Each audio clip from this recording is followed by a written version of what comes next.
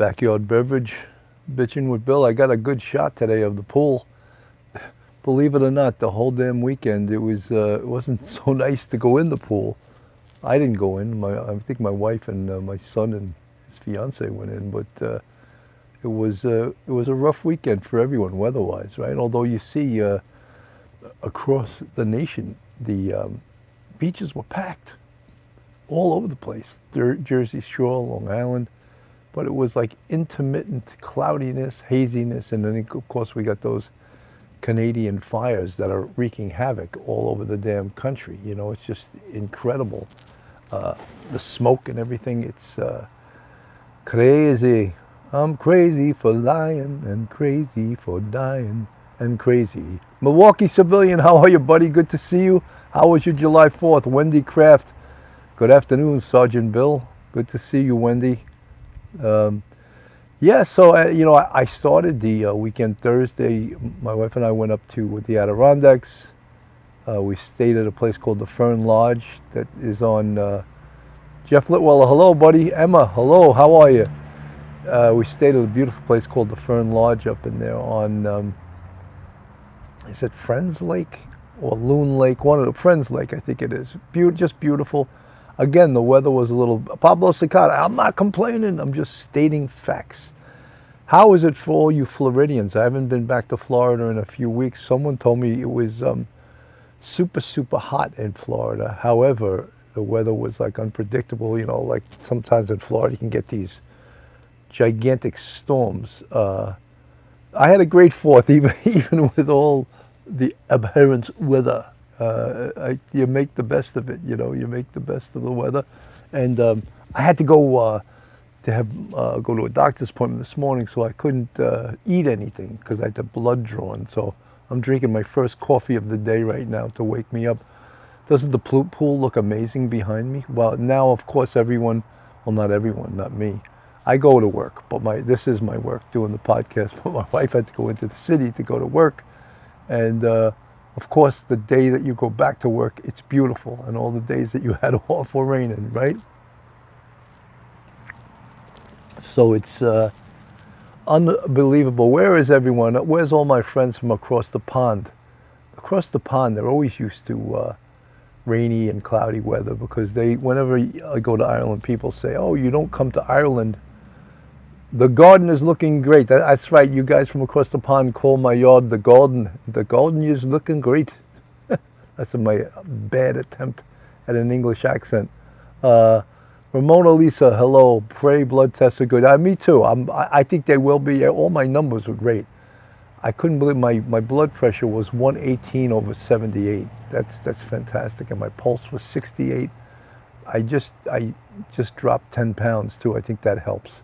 Because my last checkup, I had a little bit of a high cholesterol. So we don't want that. I don't want to bore you with my...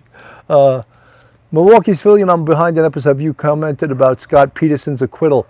Milwaukee Civilian, I'm so glad you asked that. Tonight at 9 o'clock, myself, Melanie Little, Professor Mike Geary, and straight out of Brooklyn, Phil Grimaldi are doing a show on Scot Peterson and his acquittal. So I don't want to really go deep into that case now because tonight we got myself and 3 guests to talk about that case, and we have very, very Jeff Litwell. Hey, that's awesome. We want you well, boss. Thank you so much. Really appreciate that. I've had a sort of a roller coaster last year health wise, and I don't want to get into it, but suffice to say that I'm hoping to put it all behind me very, very soon, and I'm working hard at it. Rebecca Morales, I haven't covered that story. 6 p.m. Emma. Yeah, we're going to be 9 p.m. Eastern Standard Time.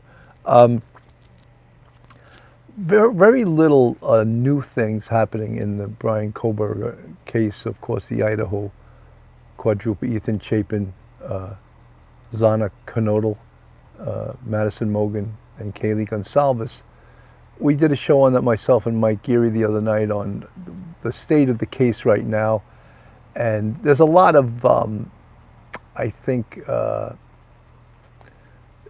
there's a lot of legal maneuvers going from the prosecution and the defense. This is the first time I've seen this 66 in the chat. Oh, 23. Thought I said 73 with the thumbs up. No, 23. Let's get some more thumbs up, guys. Come on, you can't just join the chat and not give a thumbs up. You got to give a thumbs up. So yeah, some things happening.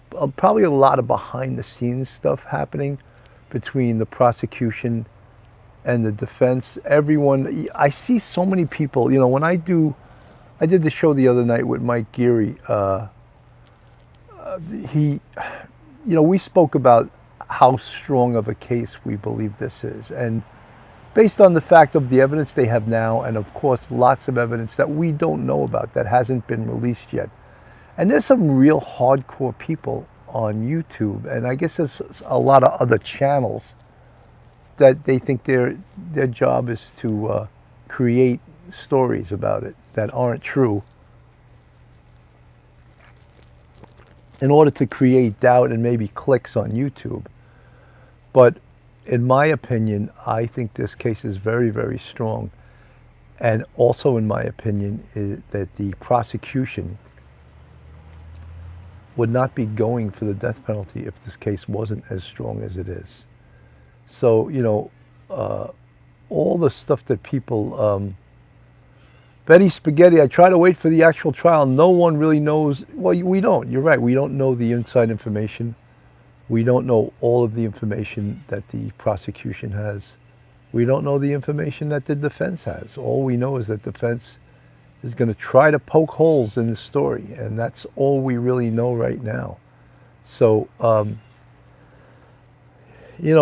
we look at and again, they're talking about. Someone made a big issue the other night in the chat about the Brady Giglio rulings, that there's allegedly 3 corrupt cops in the Brian Kohberger case in the investigation. And you know something? I won't even pay attention to that, because on the New York City Police Department, there's probably any cop that is an active cop, meaning that he makes arrests and he gets involved in crime fighting, gets sued. Does that mean you're corrupt? No, but people are sue happy. So it doesn't mean that the cops in this Brady Giglio issue in Idaho, Thomas Jordan, good to see you, buddy, doesn't mean they're corrupt either. But these people throw this stuff out there. If Brian Gay suddenly Milwaukee civilian, he would not plead guilty unless he was given some kind of deal. So for Brian Kohberger, if the defense goes to the prosecution and says, listen, he'll plead guilty for life without parole, that would be the deal. No one's going to plead guilty and get the death penalty. There's got to be some quid pro quo. You give a little, we'll give a little. And I'm not saying that's going to happen. I think there's a lot of people involved in this case, specifically, at least I think 3 out of the 4 families who want to see this death penalty go through. And so it's not 100%. The prosecution is going to try to do what the family wants, although they're the prosecution and they want to get a conviction. If they can get an easy conviction through taking a plea, I think they would consider it. I think they would consider it for a life without parole. So we'll have to see. October 2nd, of course, is the big date when the trial is supposed to start. Many people are going a little bit crazy about the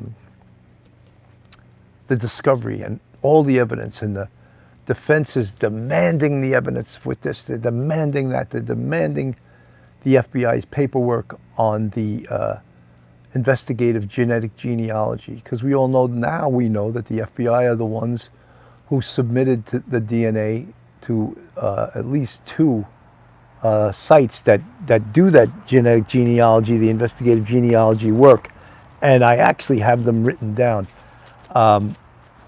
We all know that Ancestry, 23andMe, and MyHeritage, they won't do work for law enforcement.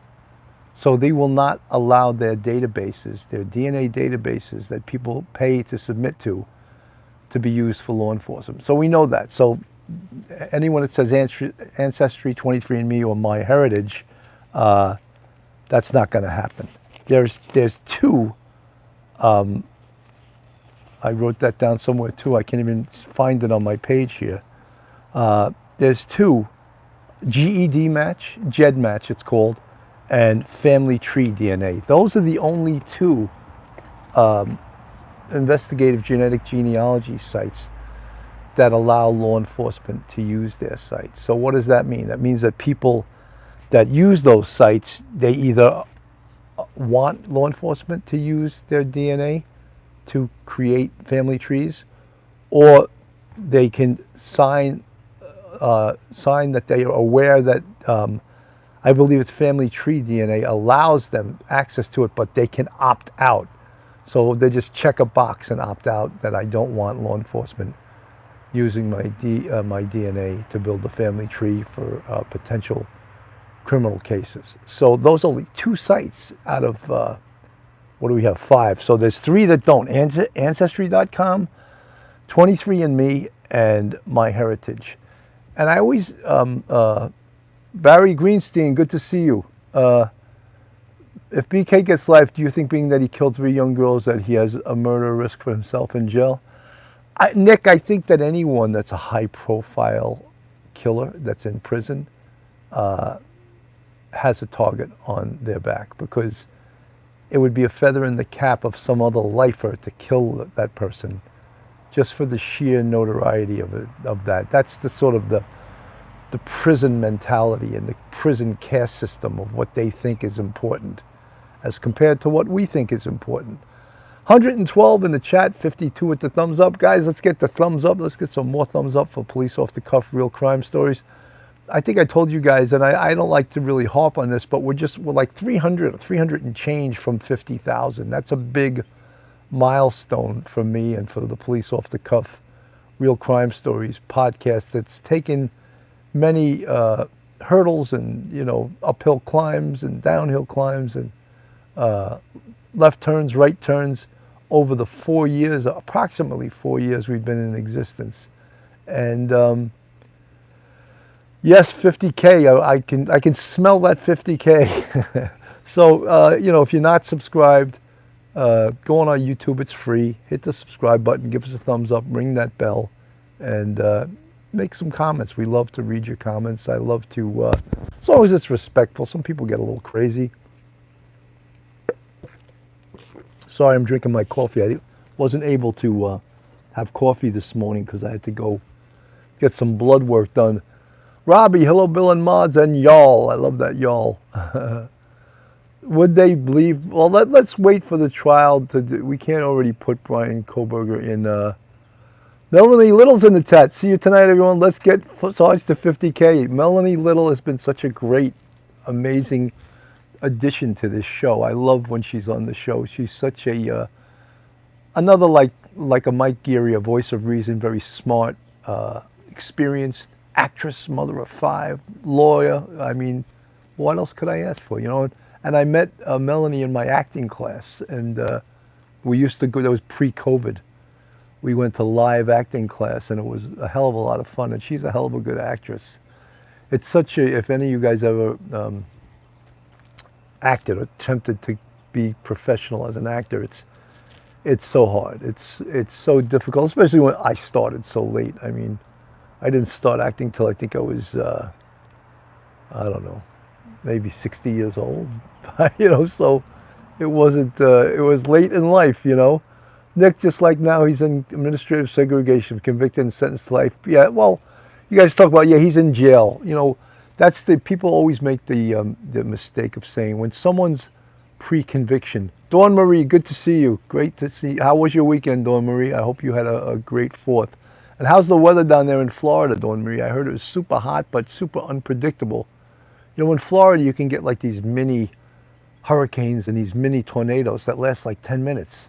And you're like, it just comes through, and all of a sudden you're like, whoa, what the heck was that? You see the palm trees bent in half. It's like, it's unbelievable, but that's Florida. That's the unpredictable weather in the state of Florida. But So look at everyone saying hello to Melanie. See, Melanie's a rock star on the Police Off the Cuff podcast, just like Phil and just like Mike Geary. I pick some good people because they're very popular with you guys. 110 degrees, Dawn Marie? Oh my God, I guess you'll be sitting in air conditioning all day, right? That's 110 is ridiculous. And Florida it has the humidity. It's not like a dry heat like they say. People say, oh, it's Arizona, it's 120, but it's a dry 120. Oh, really? 120 is 120. I don't give a damn. 110. Oh my God. That is AC, and you don't go outside unless you want to faint. And then you got to just keep drinking water all the time. Make sure you're hydrated, right? Keep the hydration. Super humid, Dawn Marie. Yeah, well, that's kind of weather, though, you can lose a lot of weight in, right? But you got to change your clothes all the time because you're always sweating. Melanie Little.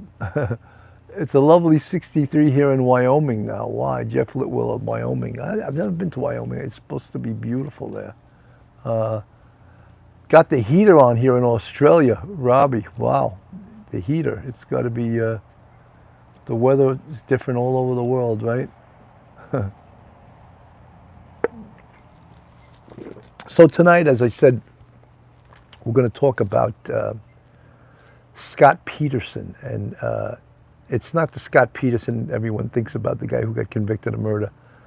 This is the Scot Peterson who was the school resource officer at the Parkland school. I guess it was over 5 years ago when they had an active shooter that killed over 17 people and I think injured another 17 more. And the Scot Peterson, who was the school resource officer, he went on trial, and I believe it was for 10 counts of child neglect.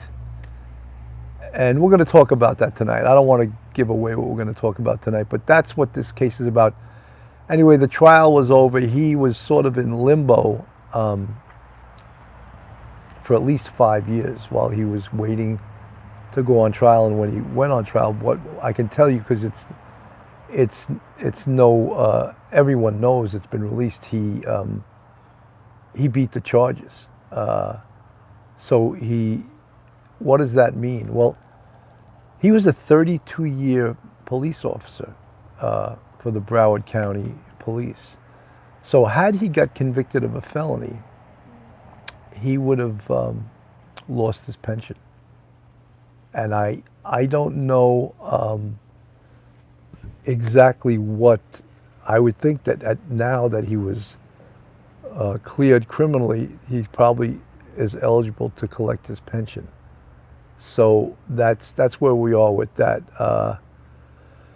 So that's what we're going to do tonight at 9 o'clock. And as I said, we have the great Melanie Little, Professor Mike Geary, and of course, straight out of Brooklyn, Phil Grimaldi is going to be on the show. We have a stacked lineup tonight, and spread the word. Bring your friends, bring your family. Let everyone know that Police Off the Cuff has got a great show coming up tonight. And BB2 Supreme Commander, thank you for covering that case tonight. Well, thank you in anticipation of you coming by. Watch The Obsession. Thanks for the $5 super stick. I'm a special education teacher. Kids are truly terrified at the prospect school shootings. Yeah, you know something? I think that the way that we've handled school shootings, we're splitting this country on everything. The left says gun control, the right says armed guards, and the left will point to this Parkland school as the failure of an armed police officer being at this location to prove their point that guns don't protect the school. And I think that's an aberration, because we can also point towards Nashville, Tennessee, where those officers responded and took care of business immediately. And there's been other cases where officers have taken care of business immediately. This was one aberration where an officer, and we'll get into it tonight, I don't want to let the cat out of the bag now, but there was an armed officer on the scene that didn't take proper police action. Let's leave it there, and we'll go deeper into that this evening. Watch The Obsession. That's right, I agree. So we'll get into that tonight. But look, in no way did I wish that Scot Peterson got convicted. I didn't. Even though, and again, I'm not going to get deep into the case right now. I think he's, even though, we'll talk about this tonight. Suffice it to say that I didn't want to see him to go to jail nor lose his pension. Yet in the same vein, I don't think he did the right thing. I don't think he did his job, and we'll get deep into that tonight. So it's it's a double-edged, because people always accuse us of, oh, you're cops, all you do is stick up for other. No, you're going to see tonight. We're not going to just stick up. We're going to look at that case on its merits, and because he was not found guilty in a court of law doesn't mean that he's innocent. How's that for a little limerick?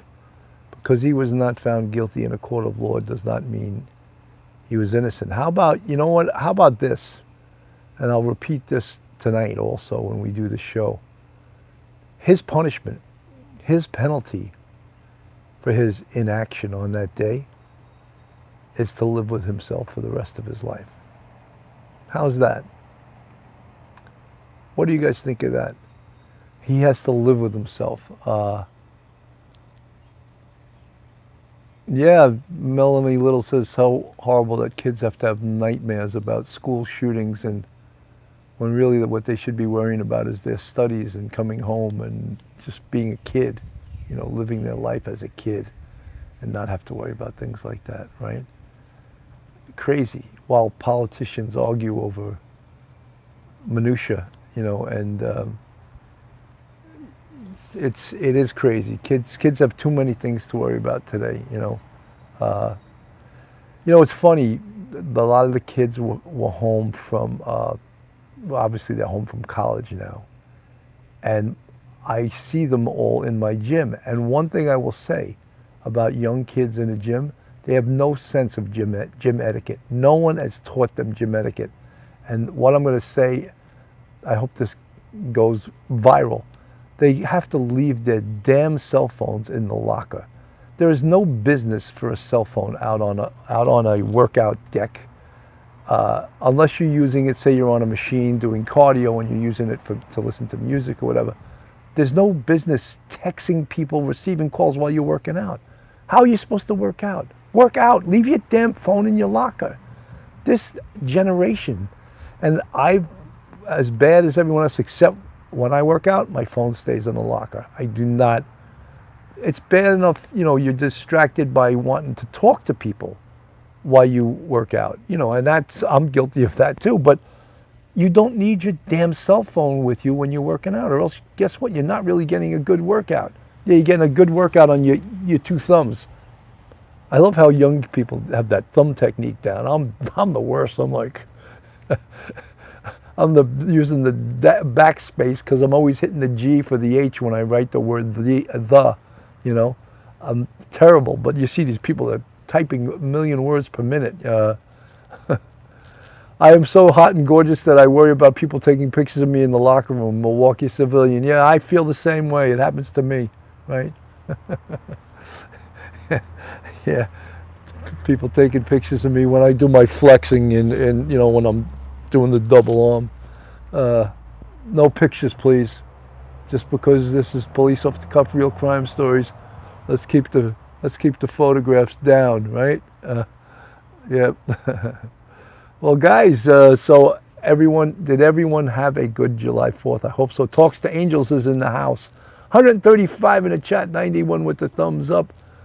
Wendy Kraft, Amanda could have been the food delivery person that delivered Zana's food. While you guys are still talking about the Kohberger case, I just want you guys to know something. When we do the Kohberger case, or in any case, I don't listen to other podcasts. I don't want to hear what they have to say. I really don't. So all of this Kopaka stuff and he's, all of these conspiracy theories, I don't even know about them because I don't listen to them. You know, it's bad enough that the mainstream media puts out a lot of crap like that, but I don't listen to the the YouTube content creators that make stuff up. It's just ridiculous, The Obsession, thanks for you and support chat. Amanda Simpson. Amanda, you light up my life. Fate should have made you a gentleman's wife. I got my first guitar when I was 14, and I'm over 30 and still wearing jeans. Amanda, you light up my life. The Waylon Jennings tune.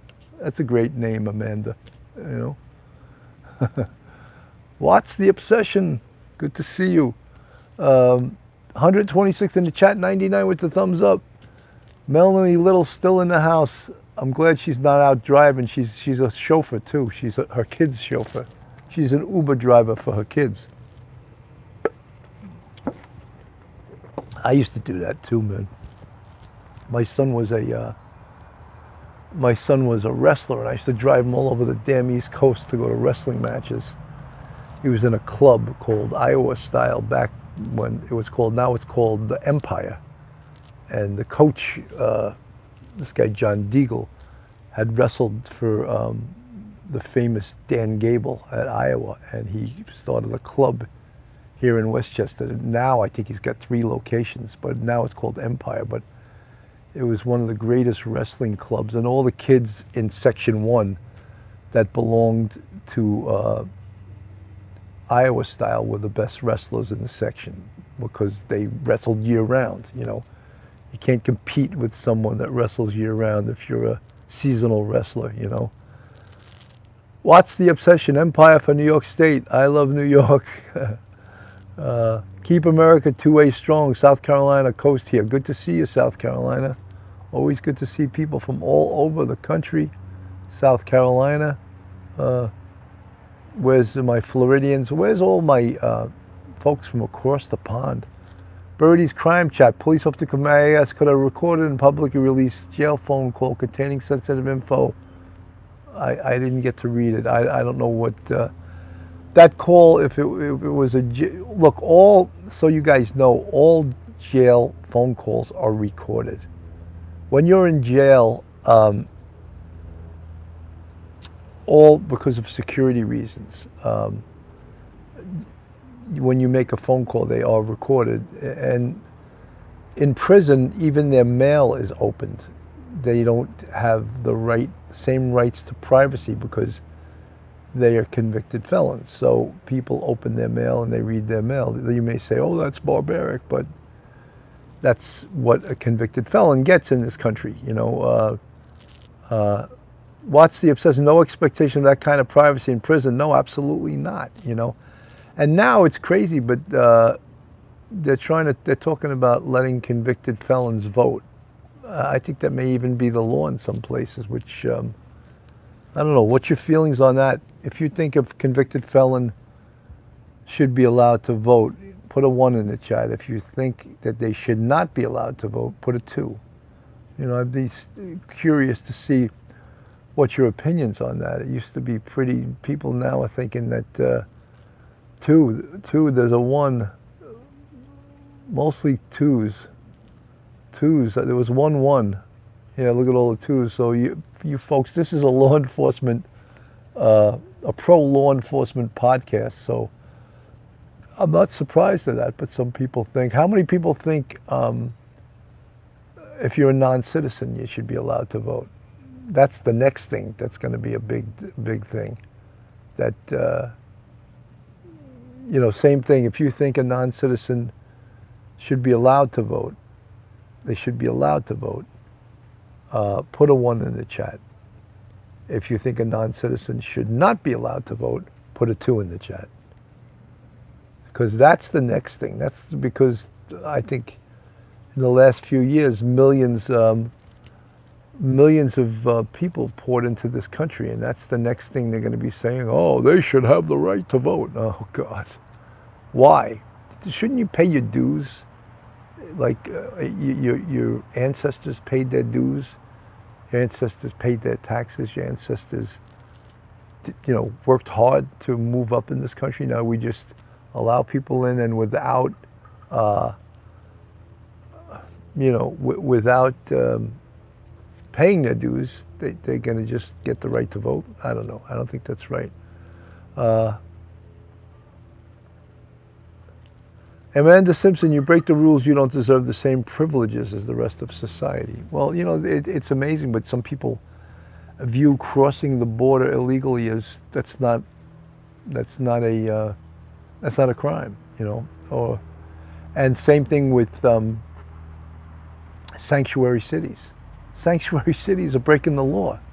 So why should we be sympathetic to sanctuary cities? New York's one of them. New York's a sanctuary city. Now New York is like in the hole, billions of dollars to try to put these people up that are coming into this country illegally. And then who's supposed to pay for it, It's just crazy. I don't know how I got on these topics, but we got on it because of convicted felons being allowed to vote or not be allowed to vote, and then we segued to people here illegally. Mountain Cat, good to see you. Love to see those blue stars, blue hearts, I mean. Fuzzy Doxy Ant BB2. So 150 in the chat, 118 with the thumbs up. So again, tonight at 9 p.m., we have a great panel, straight out of Brooklyn, Phil Grimaldi, Professor Mike Geary, and of course, actress, mother, lawyer, and her kid's Uber driver, Melanie Little, will be on the show. Looking forward to the show. We took a little break for the holidays. It's always good to get back on the air. And sometime, I'm going to see if sometime this week, I'm going to try to interview Barbara Butcher. I got to come up with a time, but any of you guys get to read Barbara Butcher's book? I read the whole thing in about 3 days. What a fantastic book. And I'm prejudiced. I love Barbara Butcher. She's fantastic. But I got her book. I went to her little party she had for the release of her book, and I couldn't put the book down. I really couldn't. And Jay Kello, the book is called What the Dead Know. And it's about Barbara's career as a medical legal 20. Lou Morocco, thank you so much, buddy, for the, thank you, Lou, for the $25 super sticker. Very much. I haven't seen you in a while. Thank you. I lost 10 pounds. My goal is, I'm down to I was 223. I'm down to about 212, depending on what time I weigh myself. My goal is to get down to about 205. I'm going to look like really skinny at 205, though, but it's okay. I think, you're healthier. The lighter you are, the healthier you are, believe it or not. So, Lou, thank you so much. Really appreciate it. Glad you're back in the Coffee with Cannon, Backyard Beverage, Bitchin' with Bill, Coffee, Cuffs, Crime, and Cannon. I think that was what you named it. How did I lose weight? I lost weight by just low carb. No pasta, no bread, no potatoes. Boom, that's it. That eliminates a lot of stuff. If you don't eat pasta, you don't eat potatoes, and you don't eat bread, you will lose weight. And of course, you have to cut your alcohol intake, which I've already done. Now I'll try to have no more than like 4 glasses of wine a week.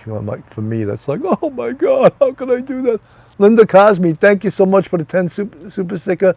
Love Bill in the chat. Linda Cosme, thank you so much. I really appreciate that. Mountain Cat, Schmitty, I eat pasta every day. It's sad. I have to cut that, nearly an impossible task. Schmitty, I love pasta. I love everything you're not supposed to eat. I love pizza. I love bread, potatoes. Oh my God, I could eat French fries at every meal. You can't do it anymore. You got to get off the stuff that hurts you. And recently my cholesterol. Now I'm on a cholesterol medication. It's all about getting old too. Cholesterol medication. I never wanted to be on any, but today my numbers were great. 118 over 78 was my blood pressure. My pulse was 68, and everything was good. So it's working. It's working. I'll put it that way. So if you have to give up some stuff to, Schmitty's got a Fridge full of veggies. You know, all the food that's good for you, first of all, it's super expensive, right?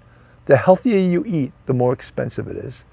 B, it's not as interesting as the fats and the red meats and the pastas and the pizzas and all that stuff. That stuff is, everyone loves it, right? But is it good for you?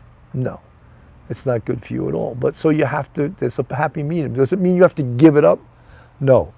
My kids do this diet too. It's a lot stricter than the one I'm on, but they have one day a week. It's a cheat day. So say they choose Saturday. Saturday they just go off. You could eat whatever you want. You can be a glutton on a Saturday, ice cream, everything that you don't eat during the week. Sunday, you're right back on your diet again. So you get one cheat day a week.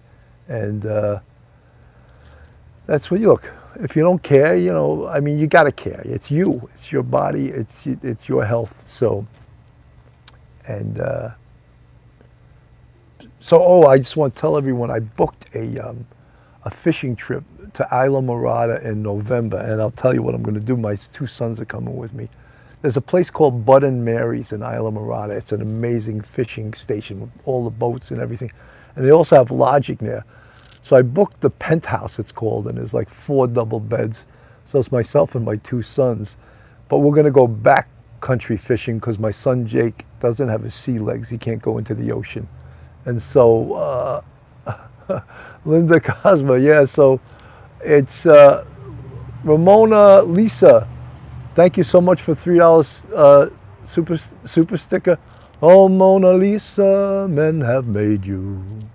But it was Ramona Lisa. I love that name too. What a great name.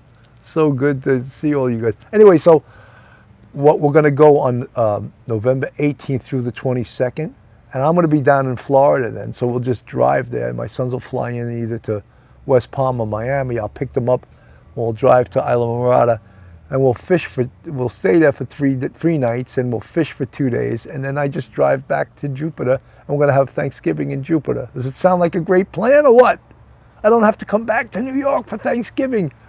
You know, I don't know if all you guys, we used to host Thanksgiving every year in our house. And anywhere from, 20 to 25, 26 people. And I'll tell you what, and don't be shocked at this, hosting Thanksgiving could cost anywhere from $2,000 to $3,000 for that amount of people. Because we didn't have the plates and all. We had to rent tables. And even though I have a big house, but I don't have seating for that many people. So you're talking, it was costing me between $2,000 and $3,000 to host Thanksgiving. I'm like, what the hell am I doing this for? And we did it for years, almost every single year. And then just recently I said, you know something? Let's just go out for our immediate family. And if we spend $1,000, that would be a lot. And we don't have to clean up. We don't have to prep for a whole week. I'm just giving you guys an idea if you're the hosters of Thanksgiving, or any big holiday. You guys know that, right? You host any big holiday and it's off the charts, right? The amount of money and how Schmitty, what's boring? Oh, the food. Robbie, thank you for the $3 super sticker. Robbie, all the way from Australia. He said it's cold in Australia right now. Melanie Little knows what I'm talking about with hosting those big meals. It can, especially then you say, we have to have good wine, and you buy a case of wine, of course, oh my God, And then there's people that don't drink wine, they drink beer, and they drink booze or whatever, and next thing you know, Jed's a millionaire. Not this time, right? But 147 in the chat, 136 with the thumbs up. Guys, this is Police Off the Cuff, Real Crime Stories. If you're not subscribed to us, just go on our YouTube, hit that subscribe button, ring that bell, and give us a thumbs up. It's free to subscribe. And as I said, we're banging on the door of 50,000. And once I reach that, I can quit. That's not true. Then you get double down and you push even harder, and you want 100,000. Krista Fan always. Thank you, Krista Fan. Thomas Jordan, hit the thumbs up. So many of you guys have been such loyalists to us over the years. It seems the years go by, Years go by. Birdie's Crime Chat, all the preparation, and then you sit in 30. Isn't that true, Birdie's Crime Chat? You prepare for a week, all the prep, and then Thanksgiving dinner. It's not even 30 minutes. It's over in 20 minutes. boom, you're like, everyone's done in 20 minutes. Everyone's looking to run into the living room and watch a football game or something, right? So it's true. It ends so damn quickly, but amazing, amazing, amazing. Police off the cuff, real crime stories. You know, I kept thinking of, you know, you can never just rest on your laurels, and you look at different podcasts and true crime, and there's people that we have a certain format, and Duty Ron has a certain format, and really what we do is we do true crime. We do a national story and hopefully have a guest or guests, and that's our format. But many people do it a different way. There's people that tell old cases, like almost like stories. They'll tell stories. And there's very successful podcasts that do that. So there's many ways, as they say, to skin a cat. And I'm not stuck in my ways of doing things. I would consider doing things differently, but what we do works. I mean, it hasn't exploded like Duty Ron has. Duty Ron was probably where I am right now about a year and a half ago. He was around 50,000. And then he took off, you know. So, look, you want to, I didn't come into this like to make money, but you want to be good at what you do, you know. And when you put as many hours into it as we do, you have to have some compensation, you know. But you want to be good at what you do. You want people to admire what you do. You want other people to want to come on your show. And that's really the motivating factors to this. How about even bringing other people on that all of a sudden catch the podcast fever? You know, Professor Mike Geary loves it. I call him anytime. I'll be there. Melanie Little, she's hooked. She's hooked right now. She loves it, you know. Phil Grimaldi, straight out of Brooklyn. If you can catch him between cannolis, he's coming on the show, you know. He loves it too.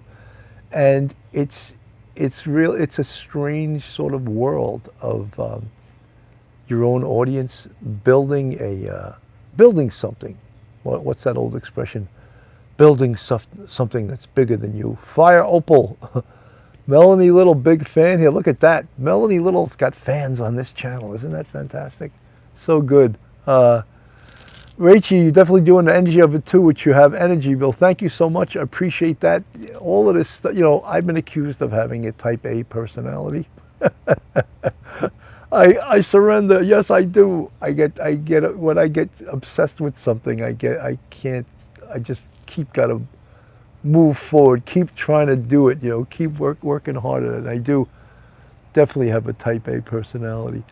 You know, we used to have a thing when I was an anti-crime sergeant.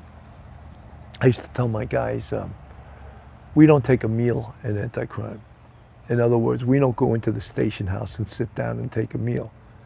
And they were like, that's crazy. Why? I go, look, you could take as long as a meal as you want out in the field. Get your food, eat it in the car, or sit down in a restaurant if you want. Because we got to remember, we weren't in uniform. I go, once you go into the station house, someone's going to see you and they're going to grab you and have you do something in the station house, which takes you off the street.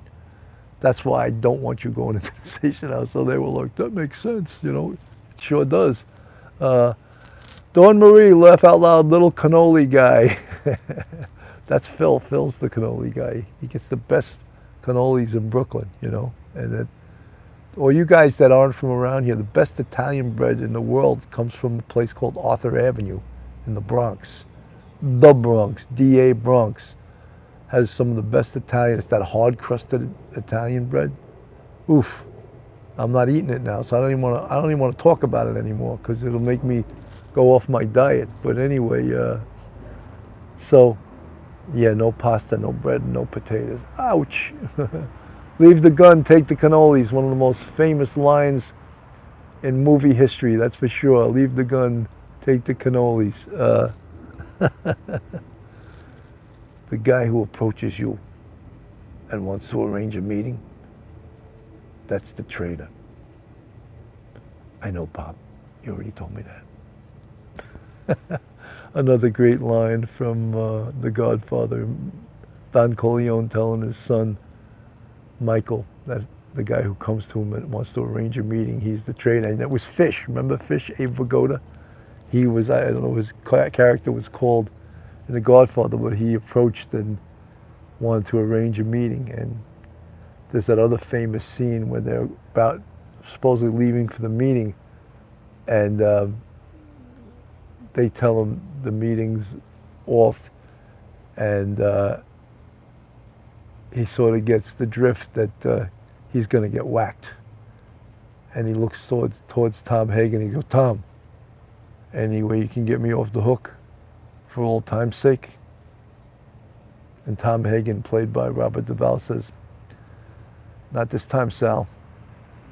Sorry. Cold, real cold, right? Everyone always talks about that scene when he says, anytime you can get me off the hook. Bill, Melanie, best guest ever. Yes, Melanie is, she's a fan favorite, that's for sure. Melanie is fantastic. Mike Geary's in the chat too. Oh my God, look at this. I'm getting my, getting my guests, my co-hosts, they're coming into the chat. Mountain Cat, yeah, we could do the movie. I think The Godfather 1 and 2 are two of the greatest movies ever made.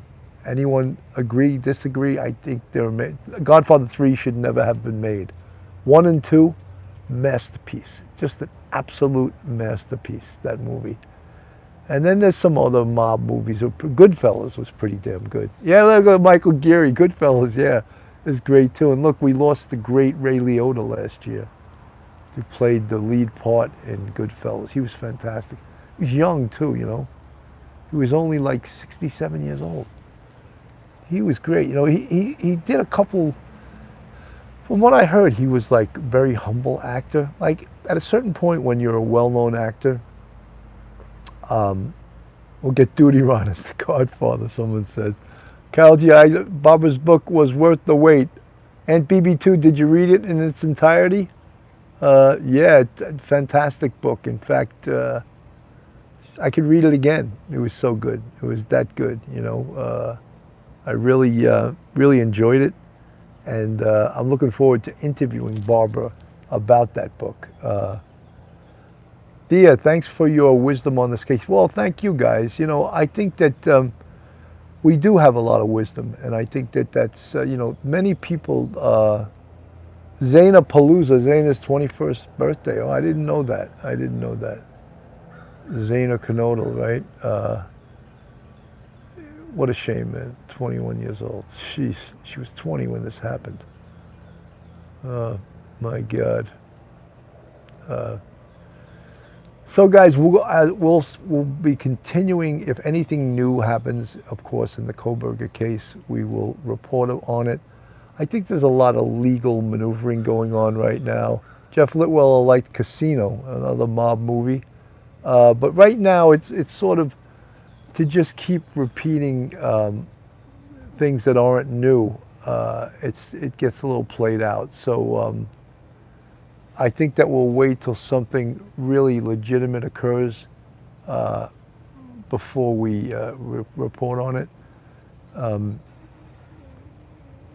Interesting case, and again, things are going to start hopping out at you, getting closer to October 2nd, which is the date that the trial's supposed to happen. You know, Bill, you got to watch the new Gravesend series out on Amazon Prime. I will. We know that, you know, we had the producer of that on the show. I can't think of his name right now. Phil's friends with him, and they had a lot of New York actors on that. Schmitty, do you keep a notebook of cases? I don't. You know something? I was told early on in my police career to keep a diary, and I never did. And I do regret not doing that. But so basically what you have in your memory and, you know, some other paperwork you have, but I never kept a diary. I don't know. Live and learn, you know. I wish I did. I really wish I did. But you can't ever regret. You got to keep moving forward, and that's the name of the game, right? Lou shout out Mike, the big chill Geary. Much respect. Mike Geary is such a laid-back dude. I call him Father Mike. You know, he's going to hear my confession before the show tonight, you know. Guys, I'm at 49 minutes, 44 seconds. It's time to say goodbye. Thank you guys so much for tuning in. This is the first Coffee with Cannon that I've done in a while. And it's been fun. I hope you like the scenery, the pool behind me. I set this up just perfectly today. Have a great day, everybody. See you tonight at 9 p.m. Eastern Standard Time. Police Off the Cuff Real Crime Stories.